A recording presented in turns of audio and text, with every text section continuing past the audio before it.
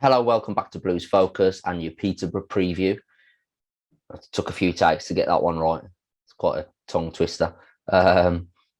Peterborough, they got off to a fairly poor start to the season. Obviously, they came up last season. They're not expecting to, pull up any trees. They're just going to be aiming to stay in the league. There's two ways of looking at their performances this season. I've done a bit of digging, and there's always late drama in the games. The masters of late drama.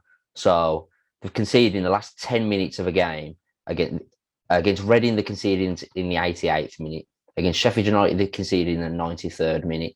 Against Albion, they conceded in the 94th minute, which was the only goal of the game. They lost 1-0. And against Cardiff, they conceded in the 83rd and the 96th minute, and they were 2-0 up in that game, and they drew 2-2. They also scored a couple late on against Derby earlier in the season. They were 1-0 down, and they scored in the 91st minute and the 100th minute, 90 plus 10, to win the game 2-1. That's their only win of the season. So it all happens late on in games, whether that is a lapse of concentration from the players. I don't know. Maybe lack of experience in the championship. Could be settling for a point, maybe on a few occasions. But if we do what we've done against Fulham, and we were 2-3, 4-0 down against Fulham, and it still looked like we were going to score. I think in parts of the game we were actually the better team, and the 4-1 scoreline was just really harsh on us. But I don't want to talk too much about Fulham, but it kind of, if we can do what we did against Fulham in this game late on, and just keep, we hit the bar we were still having chances deep into the game, even in stoppage time. I think we hit the bar in stoppage time.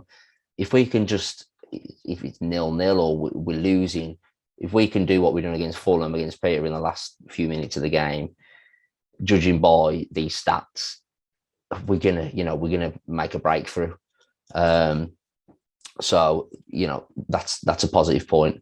I do think we're taking 4,000. It's gonna, we all know what Blues fans are like, especially away from home. We are, I think, the best away fans, or the loudest fans in the country. I can't see any other results than a Blues win. I just cannot see it. They've conceded 9 goals in the last 2 games. The amount of chances that we create, surely we're going to score a couple of goals. If we're defensively solid, I can't see us conceding 2 goals. Maybe not even 1. With their main striker, Jack Marriott, is injured. I think he got injured the last game against Reading.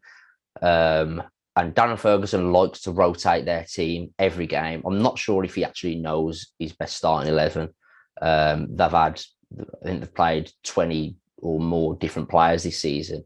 He changes formation every game. It just seems like they haven't really settled on their best team or their best formation, and we can probably capitalise on that. As for Blues, I think it's Deeney's time to start. I really do. Maybe for Hogan, stick Juki and Deeney up there. They are Peterborough are quite weak at defending crosses. So if we've got Deeney and Juki in there on the end of Bella's crosses, that's and I mean, I don't want to be too positive, but we create chances with Deeney on the pitch. They've conceded 9 goals in 2 games. I'm feeling quite positive going into this one, to be honest, without sounding too arrogant. Even if not, you've got Hogan on the bench. It's another option if the balls into the box aren't working from Bella and Colin pushing up. We've got options with obviously Hogan coming off the bench. I think Deeney's going to start. He obviously got off the mark with that penalty.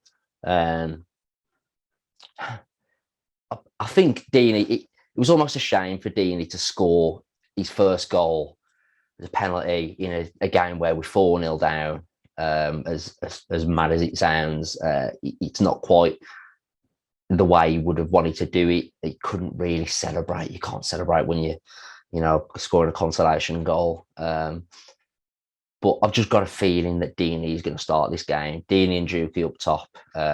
Same formation, it's going to be the same. Maybe Gardner or for Sunich, maybe. Could potentially see Dion Sanderson coming in. I don't think he will. But for them, their target man, I've got down Clark Harris. He's there. I say they rotate a lot. He seems to be the first name on the team sheet. He's their guy up front. So he's got 2 assists and a goal this season. They seem to trust him. So he's going to be my player to watch for Peterborough. I think if anything happens, he's probably going to be involved. But overall, I think we've got enough. We've got enough to beat them. 4,000 Blues fans against a poor Peterborough side. I mean, I don't want to be too disrespectful. There's another way you could look at it. With all these goals they've conceded late on, if they didn't, I know it's all ifs and buts, but if they didn't concede them, they'll probably be sitting in mid-table, and it looks like a great start to the season. I suppose that's another way of looking at it. But I mean, while we're playing well, I'm going to be positive and predict a Blues win. I'm going to go with 2-1. It's probably going to create loads of chances, not convert them, and then find a breakthrough late on. Let's go for a late winner. Why not? Statistically, the late winner, 4,000 Blues fans, absolute limbs everywhere. So yeah, that concludes my Peterborough preview.